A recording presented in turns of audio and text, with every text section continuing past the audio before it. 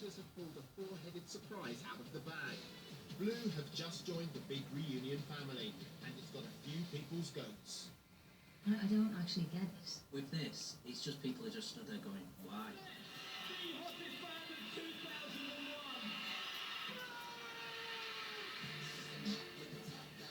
Back in 2001, Blue were riding the crest of a pop wave after the success of their first album.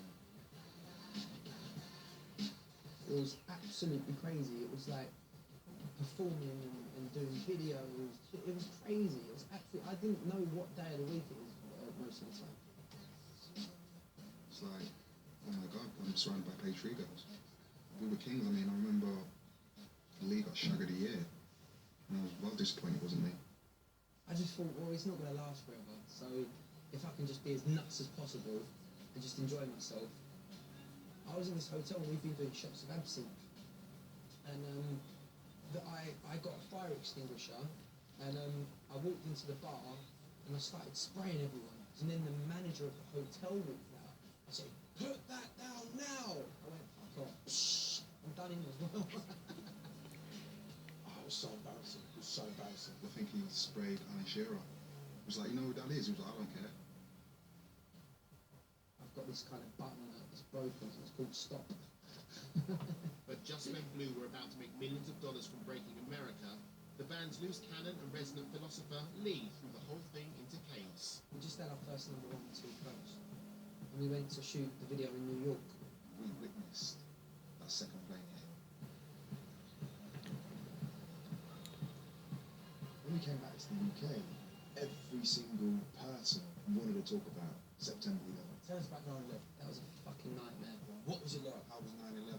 Where did you see it? How did you see it? After 3 or 4 months of being talked about it, Lee just said, you know what? Fuck it, I don't want to talk about this no more. I was like, you know what, fuck New York. I was like, just, can we talk about, if you're going to promote something, talk about animals that are nearly extinct because we're killing them. They wrote, who gives a fuck about New York when the elephants and whales are going? And I was like, I didn't say that. I was trying to say something, but it came out the wrong way. We was up there, we just released the wires, Too Close, number 1. Everything was going perfect, it was just wicked, wicked, wicked, wicked. And then the comment, bang, crash. I genuinely, deep down, thought that was the end of Blue. Blue's career in America was over. A media backlash called for Lee to be sacked, but they rode the storm and came back with the smash hit, One Love. The album shot straight to the top of the charts with the help of a very special guest in a very special tracksuit. The One Love album was being put together, and Miss Hugh Goldsmith was like, we need a cover. Lee Carter out there, what about doing an Elton John song? I was like, oh, shut up, I'm so stupid. A, he's probably never going to let us, he don't probably know who we are. B, he ain't going to give us a song. And C, as if he's ever going to duet with us. So Roughton agreed to play the piano. Then in the studio, while he was playing the piano, he then turned around and said, "The man for sing." I was like, oh my God.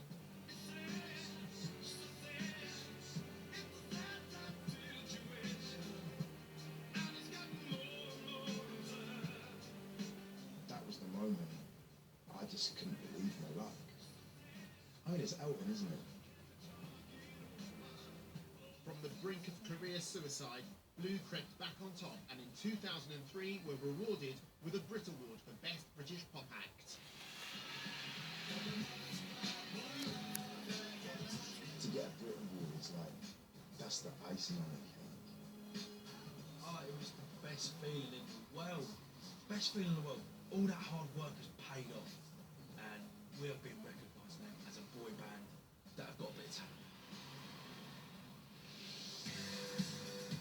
Following the Blue news, the original Big Reunion family have decided to go for a few drinks, with the new additions being the topic of conversation. Cooking now, we're cooking now. Who do you think are winning a fight between Blue and Clyde? We all put money on Clyde. Take the view. Let's have it. Let's have it. All of us, the 6 groups, had something special. Yeah. Because we all hadn't done anything for such a long time. and all of us were literally thrown in the deep end, rehearsing, starting from the beginning. Yeah, we're in the same boat. We're all in the same boat, and we felt united together, you know. And I felt like when Blue came in, I just felt like it wasn't fair. It wasn't fair on us. It doesn't feel really right because, as you say, it's been a challenge to put the bands back together. When I found out that Blue were doing it, my initial reaction was like, oh, more the merrier, wicked, because we know them and we like them and we've done such a lot with them. I was like, oh yeah, cool, kind of thing. And then it kind of hit home that they're in a completely different place to all of us. Really don't want to bow down to the altar. The guys are lovely and the tunes are good and the show's going to be better for having them in it. But let's be honest, none of the bands on the show are big news in the music scene anymore. Not at the moment anyway. And neither are Blue. It might change after the show, you know. Best of luck to everybody. But no bowing down to the altar in this. Speech. I drink to that.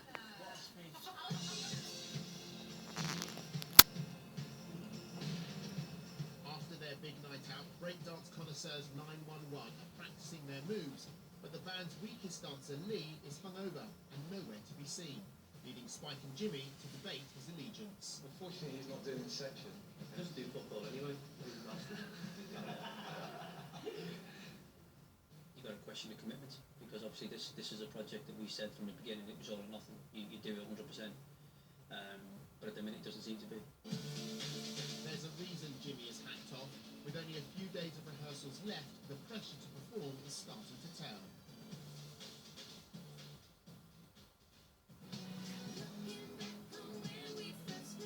12 years ago, Kerry left Atomic Kitten and spent the best part of a decade in a haze of drink and drugs. Now that she's back in the band, her life has come full circle, and it's all getting a bit much.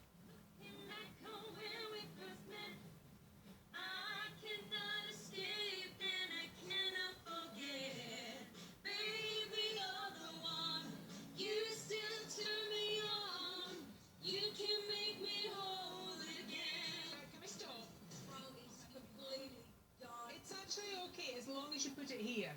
You are a really good singer. Today I'm really struggling. But you've got a very good voice, madam. I'm not saying I haven't. I know I can sing. It's just listening to you. Can you get fine or is it quite Yeah. There's something kind of lovely about the fact that you haven't been together and you're singing Whole Again, and then the words of the song, it's genuine. Baby, all the ones. I know. I know, but I feel like... I love it. Whole again, it's a whole new meaning. You know, on a personal level, I feel like I've grown because, you know, I'm all famous for being famous for all the for my life, and I didn't forget that this is why I'm here. And to be here today and being three years clean yesterday is a massive sense of achievement for me. I'm very, very lucky to be alive, and I'm very lucky the fact that the girls believe in me now. Who'd have thought that? I know, it's brilliant. I didn't mean to make you cry. It's a big thing for me, you know. I thought because by the time I was 30, you know, it's a big achievement. The amount of rubbish I was shoving up my nose, you know, I should technically have been dead. So the fact that I'm here today at 32, I'm very proud of myself. I definitely feel like that Atomic Kitten bond is coming back. You know, it's taken a while. I think it was kind of like a cry of relief, really, because everything's gone really well up to now, touch wood. And I just hope it stays on that path. With Kerry emotionally on the edge, her daughter Lily's turned up to rehearsals to lend her support. I've got to be honest, I think without Lily being there, I was actually really nervous. I get judgmental. She's just getting really judgmental. I don't know where she gets it from. And Kerry may well be judged poorly if her vocals don't significantly improve before the big show.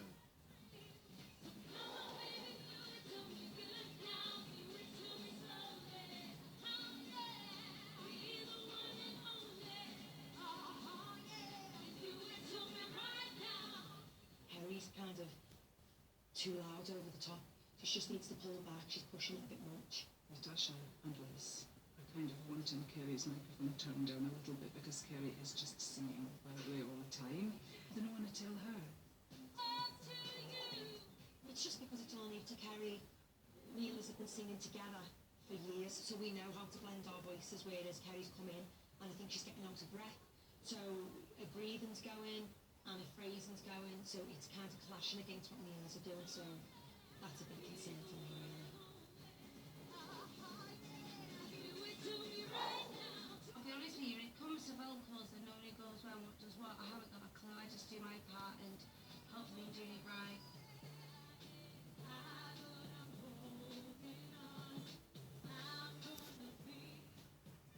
I literally can't perform side to side without having to stop to catch my breath because it is a full-on routine. They've got to put the hours in. If they don't, then we could have issues when we get to the stage. Coming up, the Honey shake the mothballs off their original stage outfits.